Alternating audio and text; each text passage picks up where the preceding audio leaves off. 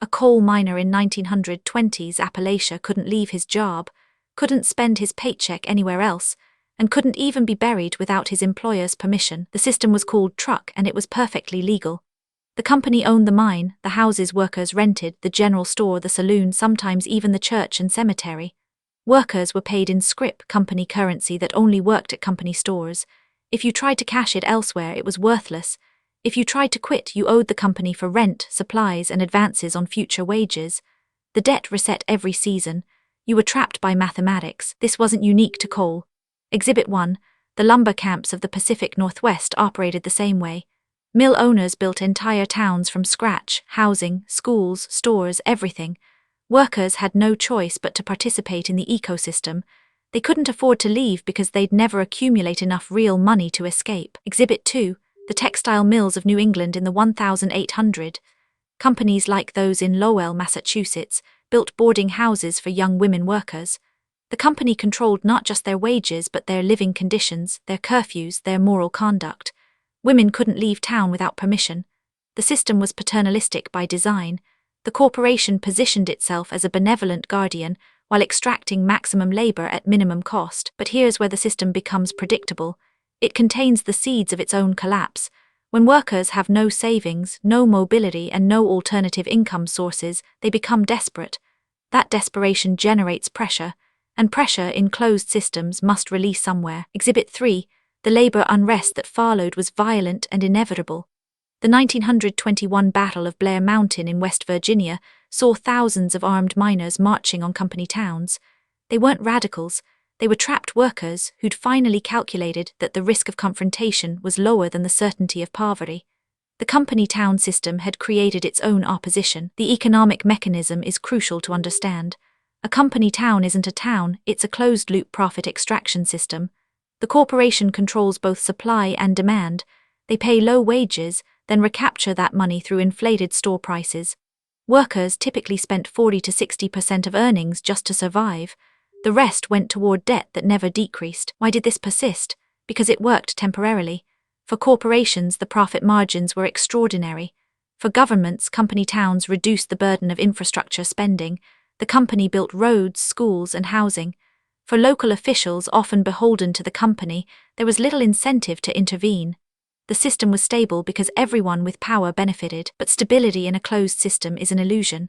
As workers organized, often with help from union organizers who infiltrated towns, the company's monopoly on information and control broke down.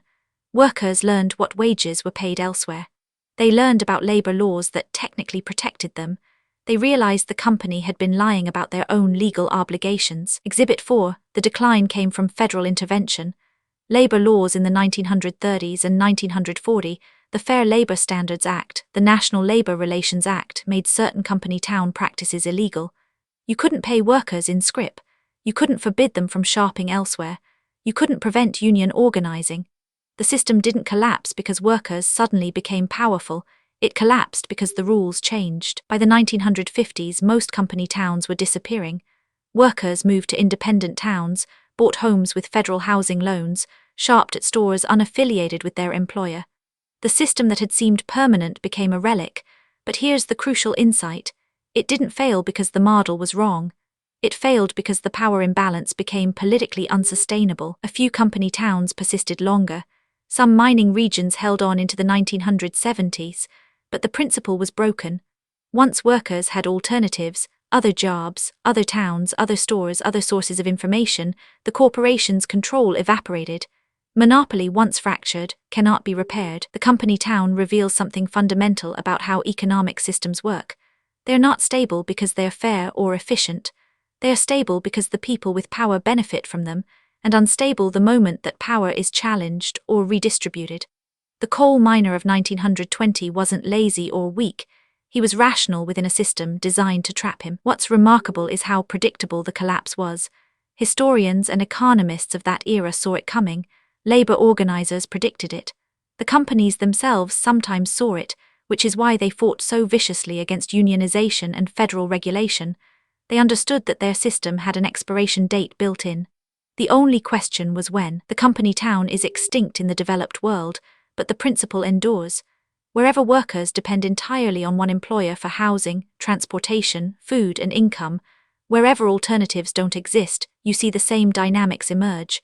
The system extracts maximum value while providing minimum stability. And that imbalance eventually breaks. So the curious case of the company town is really the case of a system that worked perfectly for the company until the moment it didn't. It's a lesson in how power consolidates, how monopolies function, and why they eventually fail. Not because someone chose to fail, but because the mathematics of the system demanded it. This video is for educational and informational purposes only and is not financial advice. Always do your own research. Subscribe for more deep dives into how economic systems work, how they fail, and why the collapse was predictable all along. This video is for educational and informational purposes only and is not financial advice. Always do your own research.